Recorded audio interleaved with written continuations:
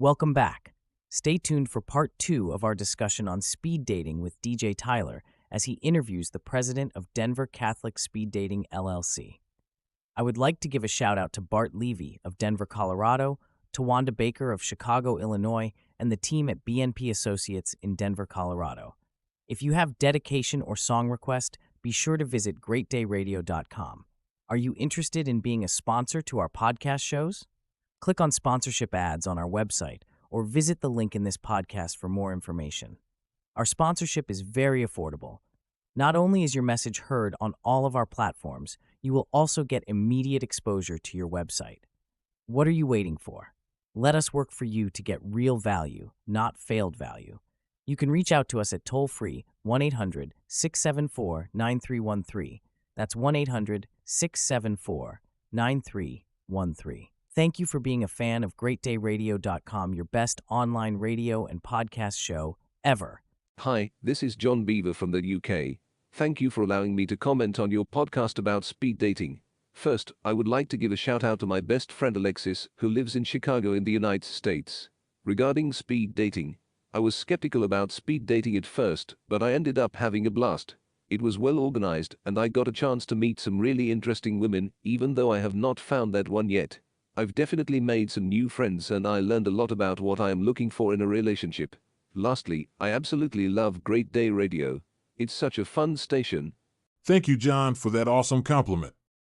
We try our best to please everyone with great discussions and amazing mix of party tunes. John, you are our first caller from the UK to leave feedback about our show. We have one more caller who commented about speed dating. I am Emma from Sacramento, California. I am 28 years old and recently married. Speed dating was much more fun than I anticipated. The guys were diverse and respectful, and I felt like I had enough time to get a sense of everyone's personality. I am now married to my soulmate Brad, whom I met through speed dating. I would like to give a shout out to my brother Josiah in Atlanta, Georgia, and my sister Nina in Manhattan, New York. So my name is Jessica Martinez, stationed in Oklahoma. First, I would like to give a big shout out to all of my Army family here in the States and those who are abroad.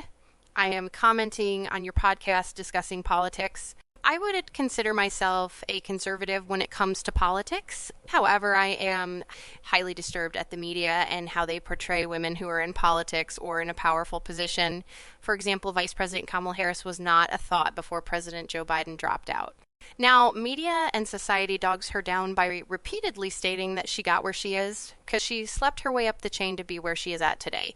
Never mind that she is educated, an attorney, and an advocate for the people majority of her career. Why must women, no matter of their background, be subjected to this form of bigotry?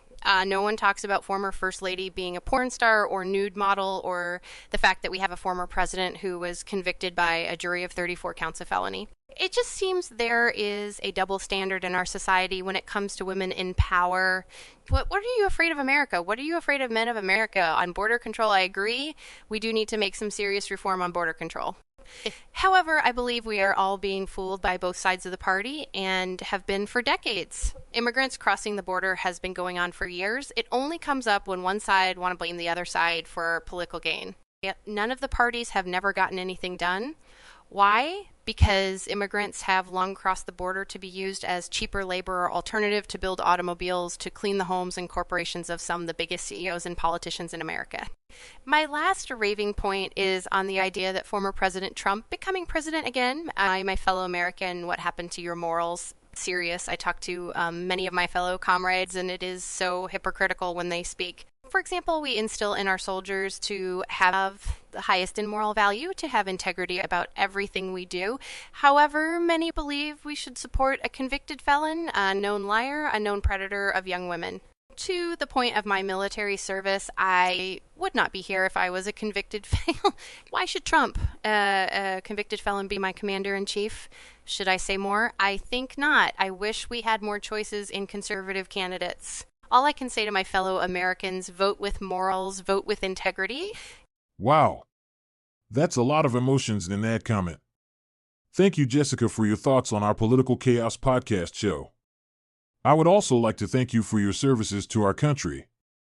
Our own DJ Mikey D has served in the Army, and with multiple deployments, I tip my hat off to you all.